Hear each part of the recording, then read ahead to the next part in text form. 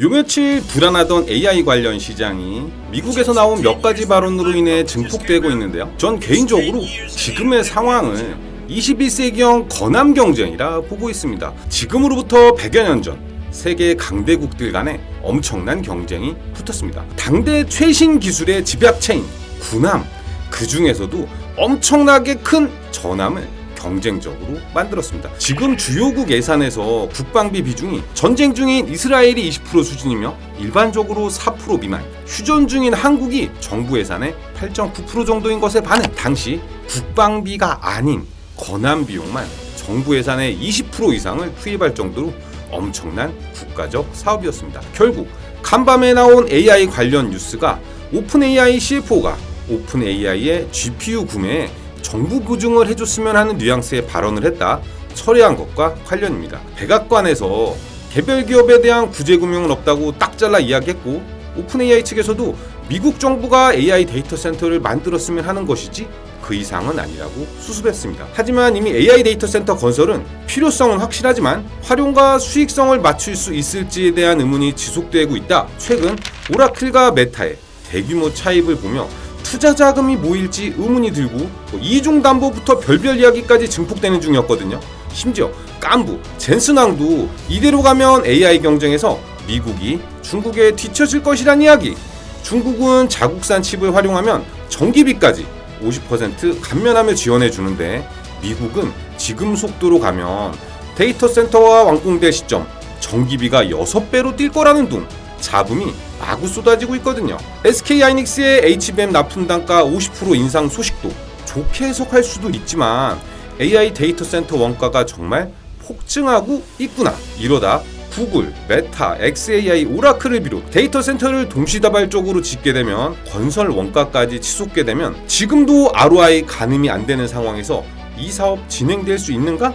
라는 AI 버블이 시작도 못하게 되는 근원적 문제가 발생하거든요. 그래서 건함 경쟁에 비유하는 것입니다. 전함, 이거 멋들어진 물건이지만 딱히 쓸데가 없거든요. 한포외교는 19세기 이야기고 20세기의 전함은 정말 강대국들끼리 전쟁할 거 아니면 쓸데가 없는데 건함 경쟁의 끝은 1차 세계대전이었거든요. 지금 AI 투자도 기업들이 하는 것이지만 가만 보면 미국과 중국의 경쟁이라기엔 좀 더 나아가 패권을 두고 격돌 중이라 보여지거든요. 지금은 슬쩍 언급했다 들어갔지만 결국 AI 데이터 센터 투자는 정부 자금이 대규모로 투입되지 않을까 하는 생각을 하게 됩니다. 생뚱맞을 수 있지만 국가의 명운을 걸고 있다 보니 미일 투자협정의 자금, 한미 투자협정의 자금들이 쏟아져 갈 수 있지 않을까 생각합니다. 그럼 ROI도 따질 수 없는 AI 투자를 왜 이리들 서두르는지, 그것도 오픈 AI만이 아닌 빅테크 기업들이 경쟁적으로 나서는지는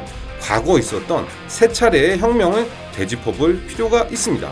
가장 먼저 있었던 농업혁명인데요. 이를 통해 그동안 떠돌아다니거나 사냥, 채집으로 생활하던 인류가 정착이라는 것을 통해 촌락을 구성했고요. 산업혁명을 통해 도시화가 된 후 IT혁명으로 글로벌화가 진행되었습니다. AI라는 기술이 도입된다면 궁극적으로 기업 간 경계라는 건 허물어지게 됩니다.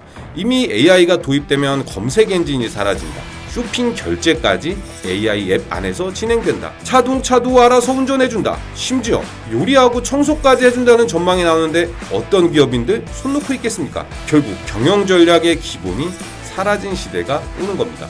그럼 우린 무엇 하는 걸까요? 로봇 하나 사서 나 대신 일하게 하면 되는 걸까요? 나를 중심으로 한 세계관은 차차 고민해보고 기업 입장에서 보자는 겁니다. 스마트폰 이전 휴대폰이라 불리던 시절에 삼성전자가 노키아를 누르고 세계 1위가 되었다는 자랑스러운 뉴스.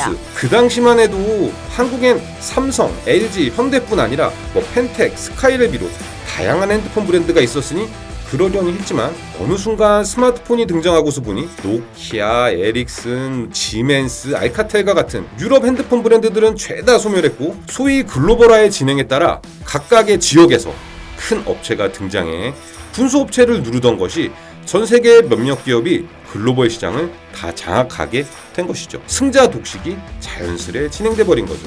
이는 주식시장에도 고스란히 그 영향이 와서 지수내 쏠림 현상이 심화된 것이 아니라 그 몇몇 기업들이 우리 생활의 대부분을 좌지우지하고 있기 때문인 것입니다. 지금까지 개별 업종에 세계대회가 진행되었다면 이젠 각 업종의 세계 1위끼리의 한판 싸움이 AI에서 벌어지고 있다는 겁니다. 자본이든 기술력이든 경쟁업체보다 앞설 수 있는 것에 당장의 큰 손해를 감수하고서라도 투자를 이어가 승자 독식을 해서 성장과 생존을 이루어온 기업들이 이제 또 한 번 싸울 준비를 한다는 거죠. 우리 삶에 체감할 예를 들자면 쿠팡의 유통업 진출과 같은 것입니다. 10년 전에 상상이나 했겠습니까? 과거 롯데, 신세계 이런 회사를 유통공룡이라 불렀는데 불과 10수년 사이에 빙하기가 와서 유통공룡들이 다 나가떨어지게 생긴 것이죠. 초기 쿠팡의 엄청난 적자를 보며 소뱅이라는 뒷배가 있음에도 조만간 망한다는 이야기를 하던 거 생각하면 지금 나스닥에 상장된 쿠팡을 보며 정말 격세지감이라는 말이 좀 세월을 두고 이야기하는데 너무 순식간에 판도가 뒤바뀐 이런 위기감을 로컬 기업들 또는 업계 2, 3위권 기업이 느끼는 게 아니라 전 세계에서 시가총액이 가장 큰 기업들이 느끼고 있다는 거죠. 그렇다 보니 버블이네 아니네 말들이 많고 주가도 출렁출렁 하고 있는 거죠. 이들 기업이 투자한다는 지역, 나아가 국가로 보더라도 그 투자를 감당할 전력, 건설 인력, 부지 등 해결해야 할 것 투성이인 상황, 이러한 혼란에 조종이란 불씨를 당긴 건 자금 부족에 관한 이야기입니다. 당연히 후발주자들이 투자한다고 하면 야 니들 자금 있니? 라는 의문이 따르겠지만 1위 기업들의 투자 자금이 부족한 상황이면 이건 그러기에 많은 기업들이 상장한 상태에서 1위 기업은 프리캐시플로우 안에서 투자를 하고 2, 3위 기업은 시장에서 자금을 조달해 덤빈 것인데 이젠 1위 기업들의 채권금리가 치솟고 이러다 시총 상위, 그것도 전세계 시총 상위 기업들이 시장에서 자금 조달을 할 판인 지금 상황. 중요한 건 승자 독식입니다. 지금까지의 승자 독식과 결이 완전 다를 수 있어 무서운 이야기지만 AI 대전이 끝나면 지금 엄청난 자본을 투입했던 빅테크 기업들 중 대다수가 나가떨어지지 않을까? 대신 살아나는 기업들은 그 과실을 모조리 쓸어갈 수 있는 이런 세계관 하에서는 만약 기업들의 자금이 모자르다면 결국 각국 정부가 나서게 되지 않을까 하는, 그러기에 전 이번 AI 버블은 결국 열릴 것이고 결국 터질 것이라 보고 있습니다. 그리고 이런 자본들이 애고되고 있기에 버블로 가는 길이 탄탄대로는 아닐 것이다. 만약 정부의 자금이 투입되었다면 그 과실을 온전히 기업들이 먹는 게 맞나? 라는 의문도 들고요. 결론 내리지 못할 이야기를 길게도 했는데요. 이게 제가 보는 현재 세계관입니다. 한국 경제와 증시의 기회이자 위기이자 파티이자 혼란이 아닐까.